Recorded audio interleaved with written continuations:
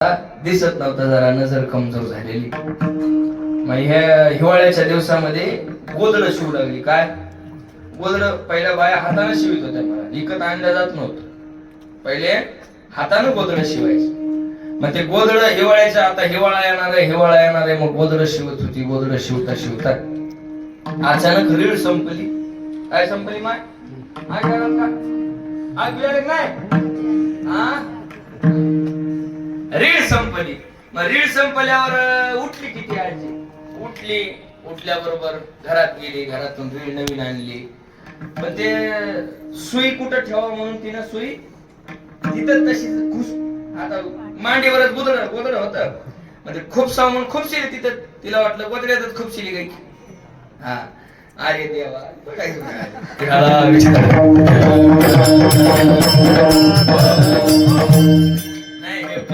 ह्याला म्हणते मन लावून ऐकलं मला.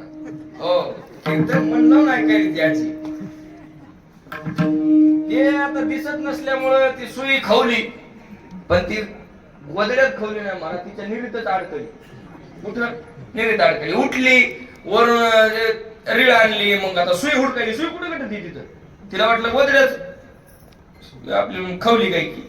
ते गोदड्याला इकून बघ, तिकून बघ, इकून बघ, तिकून बघ, सापड नाकी. मग शेवटी उठली, उठून उभा राहिली, अशी निरी झटकेली. काय केलं? निरी अशी झटकेली की महाराज, त्या जुन्या काळात उतरंडी असायच्या आपल्या घरात. आता उतरंडी नाही. उतरंडी कळते का पुरी? हो माझ्या बहिण्यांनो, दिद्यांनो, उतरंडी कळते माहिती तुम्हाला? कोणालाच कळत नाही उतरंडी. गेलं महाराज, ते जुने सर्वच निघून गेलं महाराज. गाडग्याव गाडगे, गाडग्याव गाडगे, गाडग्याव गाडगे महाराज असे उतरंडी. आणि उतरण कुठं असते? उजेडात का अंधारात? कुठं असते? अंधारात असते महाराज, कोपऱ्यात असते एकदम अशी. आणि ते छट केल्याबरोबर असे टच दिशा त्या डेऱ्यावर जाऊन वाजली. मग त्याला ऐकू आलं की माय तिकडे पडली काय की. आता तिथं अंधार होता महाराज. सुई सापडत असते एवढी एवढी शिकून. अंधार होता, उजेडाचं काही साधन नाही, काही नाही. मग चापचीत जाऊ लागली. घरातलं एक हुशार पोरग होतं 20-22 वर्षाचं. ते म्हणलं, माय काय करायलीस? ती म्हणली, बाबू सुई हरपली रे, सुई शोधायले. त्याच विचारायचं सांगणं सरळ होतं. ते म्हणला, आई माय ते उजेडात शोधावं लागते, अंधारात कशी सापडणार सुई? काय म्हणलं ते? त्यानं विचारानं खरं सांगितलं की अंधारात कशी सुई, किती दिवस जरी चापचिला तरी कशी सापडणार? उजेड करून बघायला पाहिजे. त्याचा म्हणण्याचा उद्देश असा की उजेडात सुई बघावी, अंधारात कशी सापडणार. ते म्हातारीनं आता शब्दशः अर्थ घेतला, लक्षार्थ कुठं घेतला, फक्त वाच्यार्थ घेतला.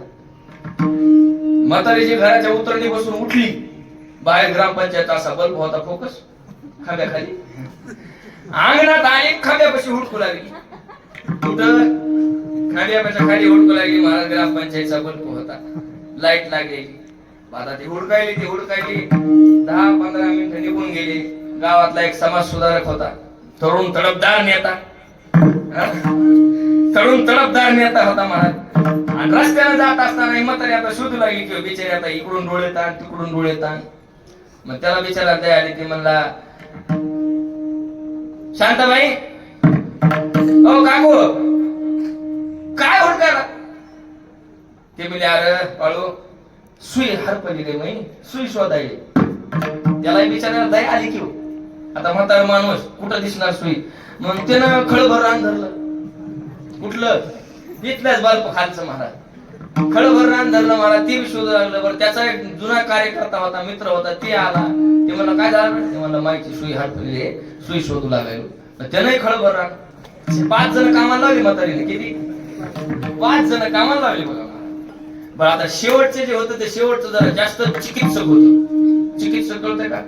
त्याला कुदऱ्या काढायचा नाद होता. ते म्हणला, अरे अर्धा तास झाला, 10:30 वाजले, तरी महाराज आणखी पहिले चरणाच्या बाहेर निघाला. 10:30 वाजले. त्या नेमकं म्हातारीला विचार म्हणे, सुई नेमकं पडली कुठं? म्हणजे आपल्याला उगाच टाइमपास कवर बी आपण इकडं हुडक, तिकडं हुडक, नालीत हुडक, तिकडं हुडक, कवर शोधायचं. विचार म्हणे म्हातारीला. पहिलं जे होतं का नाही ते युवा नेता, हो ते नेता गेला. मला, माय काकू, नेमका सुई कुठं पडली बरं? ती म्हणली, बापू उतरंडी कशी. कपाळ खाऊन घेतलं महाराज. आता जन्म जरी गेला तरी तिथं कशी सापडल सुई. पण त्या म्हातारीला हसायची गरज नाही. त्या म्हातारीची ना आपली गत एकच आहे. जन्माच्या जन्म जरी गेले तरी संसारात सुख कुठून मिळेल महाराज? सुख कुठे? सुख फक्त देवाजवळ आहे. ते विना जेव्हा सुख नोही.